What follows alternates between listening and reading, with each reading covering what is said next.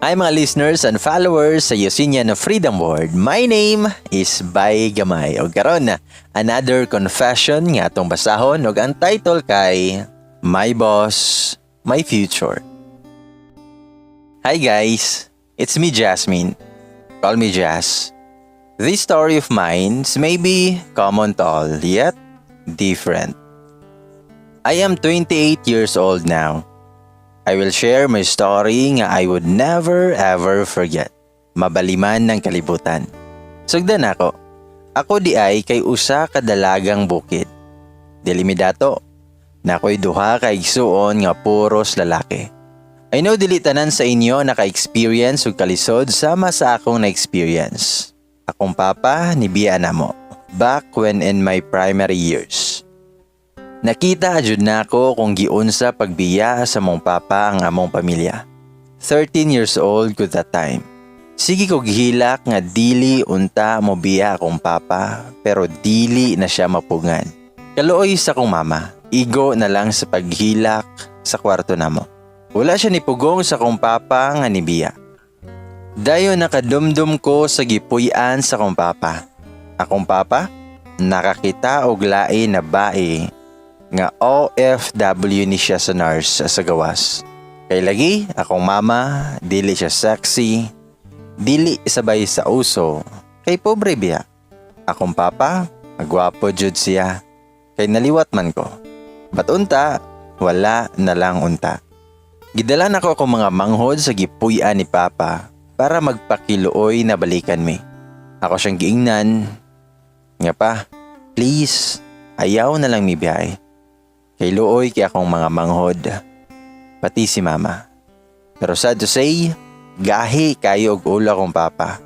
Labaw na iyahang kasing-kasing. Umingon siya nga, dili na nako love imong mama. Mas gubot atong pagpuyo kung magpabilin mi. Niuli na lang mi, kay gipalayas mi ni papa kay lagi basin makitaan sa kaliwat sa babae nga nami. Saktong pud si papa.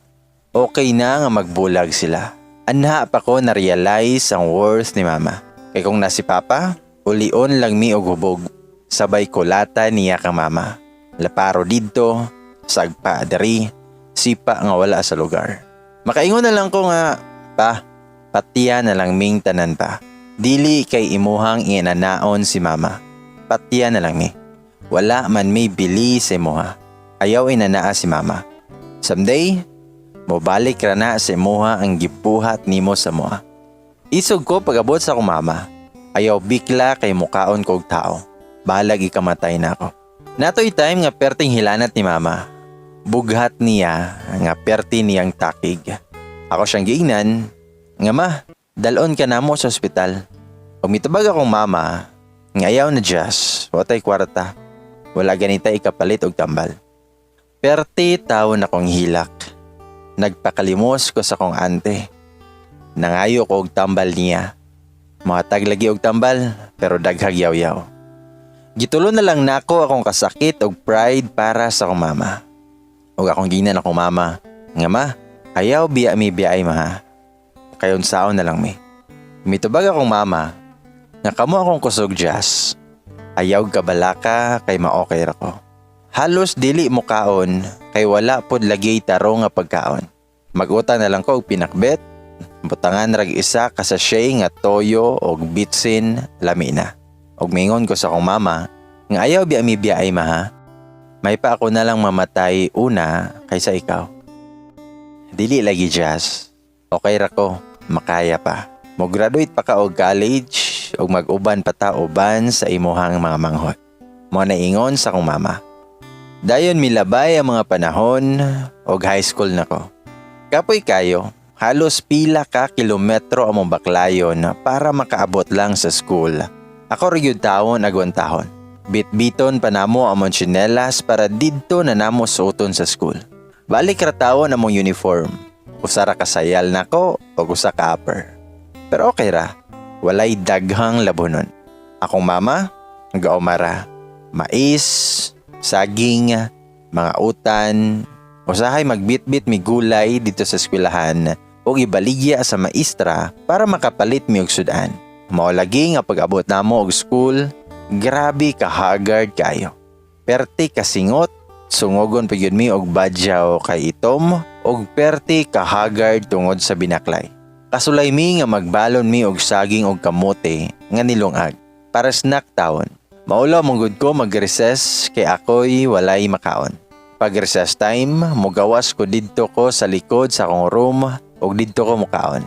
Pagka third year na ko, summer to, nagtrabaho jud ko isip usa ka maid. Akong amo kay puro sila nurse. Dili unta mo sugot akong mama nga mo trabaho ko kay lagi wa ko'y hanaw sa pagpanrabaho sa syudad. Kay pobre mi. But ni-insist jud ko nga may nalang makatabang ko nilang mama. Then gihatod ko ni mama nga perte kaulan. Pero wala pa ko'y sure ato nga makatrabaho. Pero kay naaman ko'y amiga nga niingon nga naa daw nangita og katabang. Kadalan ako sa akong mga sanina kay gusto na jud ko nga mag-work. Ug niingon pa jud tong asawa nga babae. Nga balik lang diri sa first week sa April langga. Kay nangita pamanggod mi kanang matured na para mo atiman sa akong anak nga 1-year-old. Ug mitubag ko nga, "Ma'am, gadala na ra ba ko og sinina? Kay gusto kay ko nga mo trabaho."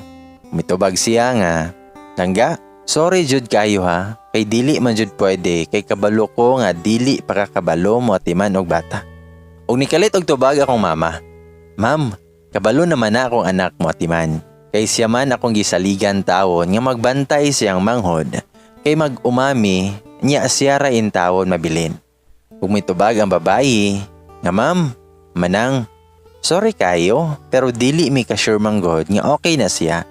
Kay daghan na mi kaagi nga ana nga sitwasyon." Ug sa dihang mihila akong mama og niluhod sa nurse nga akong trabahoan. "Ma'am, willing ko magpapriso kung makasala akong anak sa inyong anak. Makasalig jud mo, ma'am. Butan akong anak og responsable." Gipatindog sa nurse akong mama og niingon nga, "Sige lang ga, gidawat na kanamo. Isulod imuhang mga gamit, pahulay sa ka kay rest day man pud namo." Gihatod na ko akong mama sa sakayan para uli sa moang bukid. Miyon akong mama, "Anak, magbinutan ka sa mong trabaho ha. Gisaligan ta ka. Ayaw jud og himo og butang nga makadaot sa moha." Ug mitubag ko nga, "Walay problema ma. Para ni sa tua para makatabang ko sa imuha, sabayhag kang mama og nisakay na siya." Bilib ko sa akong mama kay willing to take the risk para lang masuportahan ang mga gusto. Dayon gasugod na og trabaho guys. Kapoy kayo manarbaho. Samot na panimalay. Manglaba, magluto, maglimpyo, magbantay og bata. Bisan sa kakapoy in tawon, kaya anon ra bahala og sakit ang lawas. Ako'y nahimong mama og papa sa bata. Kay lagi nurse sila. Edad sa akong mama nga babae kay 25. Pang lalaki kay 27. Maulaw kay ko, kay sige ra ko og cash advance. Usahay 300 pesos para makapalit ko og isda og bugas sa akong mama og igsuon. Usahay kay naay ipaluto akong amo, pero dili jud ko makabalo. Mang usahay, mobalibad ko nila. Og time pass naka-idea ko og unsay ipaluto nila, akong i-search sa YouTube. May gani kay masakto man pod. Lamian ra man pod sila. Usahay hilantan ko, pero kailangan mo trabaho. Kay grabe gyud kalisod. Butan ra pod ako mga amo. Usahay magsakit ko, dalon ko sa ospital nga ilahang gitrabahoan og magpa-check up. Samot akong amo nga lalaki. Butan kayo. Guwapo pa jud, murag si Alden Richards akong pananaw bash. Pero bawal. Sa akong nuhuna, makasala ka jazz. Maremember na ako ang gibilin sa akong mama nga dili mohimo og butang nga makahatag og kubot sa kuha ug labaw na sa akong mama. Usahay mo tawag akong mama nga maghila kay mingawon siya. Mingaw pug ko sa akong mama. Dayon ay usa kay gayon nga naulaw kay ko kay rest day sa akong amo na lalaki ug niingon siya nga, "Uli sa jazz inyo ha. Bisan balik ra ka unyang hapon jazz. Kay rest day nako, makabantay ra kong Jade." Ug mitubag ko nga, "Ay, okay ra sir oy. Wala man pud ko ikaplite pauli na ako sir. Nasya ko kay yatagan ko niya 1K. Og mingon ko nga, "Ay sir, kanang itingo bara unta na ako og kuha akong sweldo kay para mahatag na ko og dugang kang mama." Og miyana siya nga, "Okay ra Jess, bonus ni mo na. Kay maayo kay ka mo atiman og bata." Akong asawa, dili manggod kaayo siya hilig mo atiman. Ako siyang giingnan nga muundang lang pero dili man siya. As in sir, wala ni labot sa kong sweldo. Ayaw lang saba si mohang mama. Naapa di ay ko'y mga stock sa ref. Dala lang to sa inyo ha. Ay paguli ni mo unya hapon, mag-grocery ka. Kay mintras, rest day na ko. Lipay kay ko kay makauli ko sa moa, bisan ka ra kayo. Lipay kay taon si mama kay napalitan ako og isda og bugas. Plus, mga gihatag ni kuya. Natingala kong mama nga nung nakauli ko. Ako siyang gisubayan.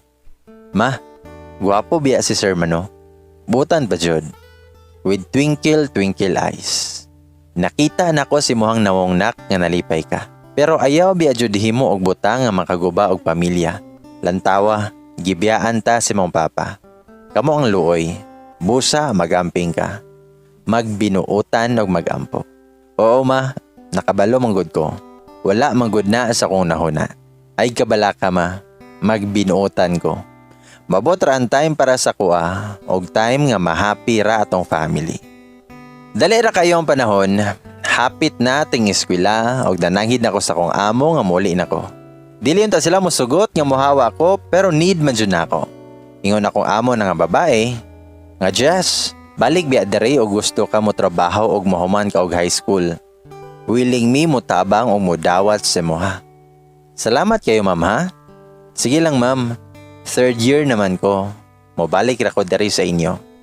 Salamat kayo sa inyong kabuotan. Mao nga nihawa ko og gitagaan ko nila og 5K sulod sa duha ka bulan nako na work. Akong gihatag ni mama ang 4K ug ang 1K, gipalit na ko og school supplies sa ako ug sa akong mga manghod. Namaligya si mama og isda, hiyahadjud nga gipuhunan akong gihatag. Nakalingkawasa rami kay sa una magsud-an rami og target, in short, asin, usahay bulad ug mahurot na, ulo na lang sa bulad. Dayon, nakagraduate ko as salutatorian. Siguro tungod kay bukid, bright na guro ko. Nakaremember ko sa giingon ni ma'am nga balik daw ko dito pag human ako. At first, maulaw ko. Pero sige na lang, dili man ka-afford si mama sa pagpa-eskwela na ko. Basin makatigom ko og maka-eskwela. Then happy na kay ko. Kay dako na ang bata na akong gibantayan. Nya pwede ra ko maka-eskwela kay pwede ra nila ibilin ang bata sa lola ug usahay kay dalo nila. Pero need na ko nga maging energetic. Kay sayo kay ko mumata, maglimpyo, magluto, basta tanan pwede nako matrabaho. Akong buhaton kay para pag uli nako, gamay na lang ako limpyhon. Og para makahatag og time sa akong pagtuon. Gusto nila nga mag-nurse ko, pero dili man ako kaya nga mo atubang og patay. Or mga gasakit, kay hina ko og immune system. Mao to nga scholar pud ko sa foundation sa mong lugar. Nakapasar ko anang standard nila nga study now, pay later. Oo, need lang gihapon og money for projects. Ang tuition, kay dili lang sa bayaran. Mao ni sugot na lang pud akong amo. Gitagaan ko nila og kwarta pampalit og gamit. Nya pangarap man ako nga mag-travel, gusto ko nga makasakay og airplane. Mabawra kay akong pangandoy. Yes, tourism akong course.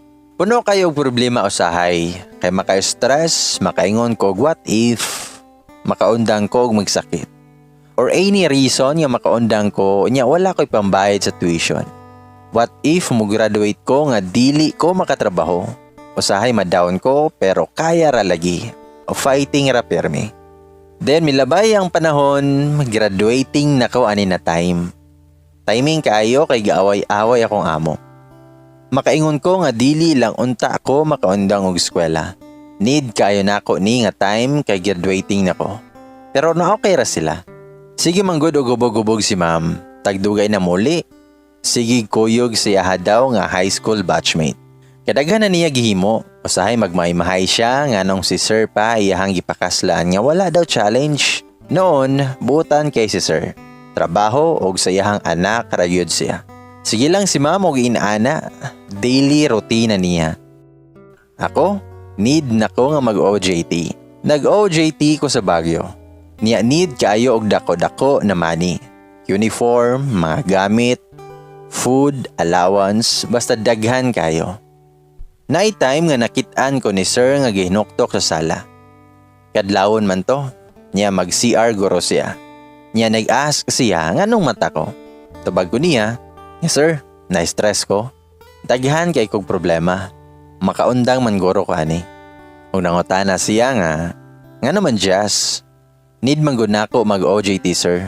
Niya kailangan pagyud og money. Pila day mo kailangan Jazz? Tubag ko nga, dako gyud sir. Og mingon siya nga, sige lang, tabangan tika. Ayaw na problema ha. Sure ka sir? Maulaw po ka na sir. Kaya wala ko ikabayad. Ayaw na una-una ang bayad. Dili na siya problema. Wala ko ga-after ana. Ang ako ang makatabang lang ko nimo. And then, nihawa na ko sila ha. Kay OJT naman ko dito. Gitagaan pa yun ko ni sir og sobra pa kay pang pagwapa daw nako. Kay lagi, tourism student lagi daw ko. Dapat, presentable. Butan si sir. Gwapo na, butan pa. Makaingon ko sa kong self nga inani unta nga lalaki ako ang gusto nga mabana pohon. Daghan kay nanguyab nako pero dili lang usa ko.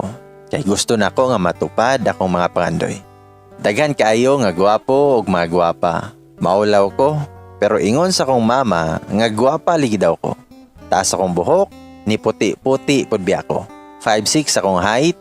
Og tuod nahuman ko sa akong OJT pero wait na lang ko pila ka months para mo graduate na jud ko. Then nabasa na lang nako sa FB og naibala nako na patay na day si ma'am, ang asawa ni sir. Nagka-colon cancer. Siguro tungod sa iyang bisyo. Smoking and alcoholic kayo siya, nya niwang na kayo. Nidua ko dito.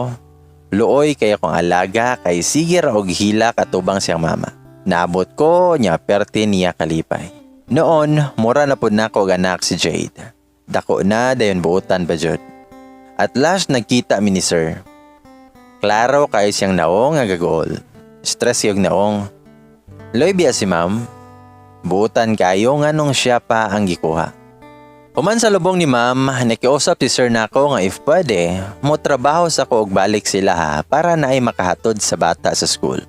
Nisugot rapod ko, total graduation na lang akong kulang. Buutan kay si sir, mananaw may sinis iyahang rest day. Mag-outing, magluto, bisan unsa na lang. Makita nimo sa iyahang nga pinangga kaayo niya iyang anak. Kung magpa-picture sa mall, apilon yun ko sa picture. Mura na miyong pamilya. Mura na og anak nako ang bata. Maghilak if muli ko. Usahay mo kuyog sa ko Napay time nga muuli ko kay rest day ni sir, niya muhilak man ang bata. Niya dili pwede kay ulan kayo. Lapok tawon kayo among balay. Mahadlo ko kay dili anad og ana nga dalan. Niya nikalit lagingon si sir nga, kuyog ko Jazz, magsakyanan lang ta para makaadto pud ko sa inyo. Ayaw lang sir oy, maulaw kay ko sa mong balay. Og miyon si sir nga, ayaw na kaulaw, mukuyog ligi ko. Tara, adto na ta. Dayon, mura og kilat nga nakasakay og sakyanan. While gabiyahe mi, maingon ko nga, sir, maulaw kay ko sa mua. Tubag siya nga, okay ra na oy. Anad ko. Og pwede Jazz, ayaw na lang ko og tawaga og sir. Kiwahan kay ko. You're not my maid or slave. I'm your friend now and you're the second mother sa akong anak. Lami kay Shaggy sa sulod sa sakyanan, lami ilukso sa kakilig. Pero ayaw assume Jazz kay friend ra lagi. Dayon nakauli mi, natingala ako mga silingan nga di sakyanan kayo ko paguli.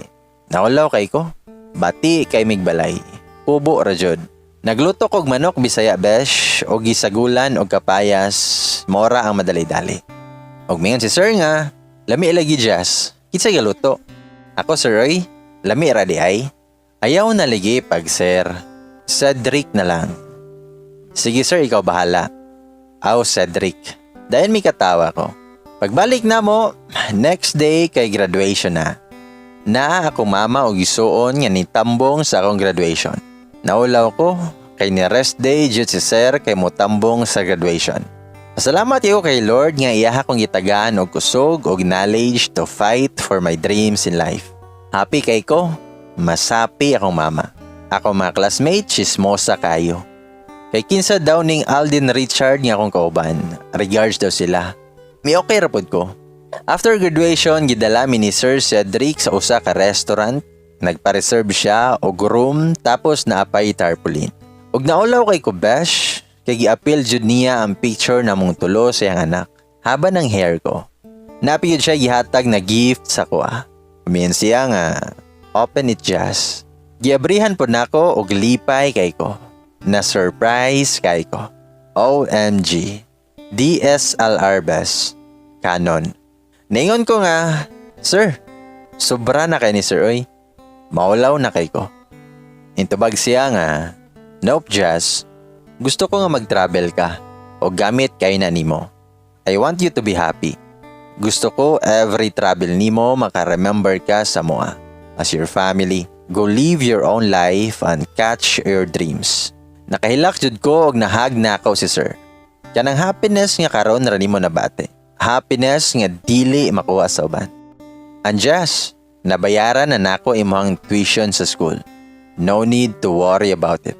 Maka-work ka, put up a house for your family, og pa-eskwelaha imuhang mga igsoon. Ug akong mama ni apil og hilak tawon. Og tungod sa akong kalipay, akong gihag si Sir. Gihag pud ko niya. Indeed, it was a happy and memorable day of my life. After 3 years nga nag-work ko sa Canada, nakaput up na ko og small business sa Pilipinas. Nakatukod na ko og house sa syudad mismo. Hayahay na ang life sa akong pamilya. But bisan asa ko moabot, I still miss my boss and my anak-anakan. Nibalhin na pud sila puyo sa Manila. Og siguro minyo na to si Sir. Kay tagsa na kayo mi nga magka-contact. Fresh pa kayo ang nahitabo sa mua ni Sir. Not totally nga naadjud. After sa mong graduation, iyahaming gilaag siyang anak sa Davao. Nagstay mi og 2 days and 1 night. Nag-confess si Sir nga nahigugma daw siya nako. Dugay ra daw. Kay buutan ko og maayo mo timan. He even asked me if dawaton ba daw ko niya. Nay naanak ko. Umingon ko nga yes, Cedric. Dawaton ti ka. You became my boss, my friend, and supporter. I can't deny the fact that I have loved you the day I first saw you. Pero maura to. Niya nihag si Sir nako og ni kiss. It was a passionate kiss. And we went to our room then. Abi na kog na-adjoy mahitabo. But miingon si Cedric nga Jazz, kaya pa nako upugan. Pag-work sa ka. And then live a free life and then just come back to me if wala kay nakita nga lalaki para sa mo. Reserve it for your future husband. Buotan kayo jud si Cedric. Last November, nag-uli ko sa Pinas. And then na-surprise ko kaya nitagbo na ako kay silang mama. Napajoy lain. Ako ang papa. Og lastly, sila Cedric ug iyang anak nga dako na kayo. Nagwonder ko nga nung naa si Papa. Mo di ay kay sige gihapon og update si Cedric sa kong family og sige og ask naa ba daw ko'y uyab. Iya din gihangyo si Papa nga makigistoryahanay sa kong mama og tuod okay na sila, nagkapinasaylo ay. Pero dili naman makig-uli akong mama. Pero okay na kayo, wala na'y problema. Nangaon mi sa usa ka restaurant. I'm glad nga naa sila akong family. And especially silang Cedric nga nagtabang nako. Ni gwapog samot si Sir, ni mature ang lawas. Umingon si Cedric, nga naon ta ko'y isulti si Mojes. Okay ra? Ug mitubag ko nga, unsa man? Awkward kayo besh, kay lahi na kayong nawong og lawas si Sir. Hank na kayo. Umingon siya nga, i-invite unta ti ka sa kuang wedding. Nasyak ko nga kay lakon.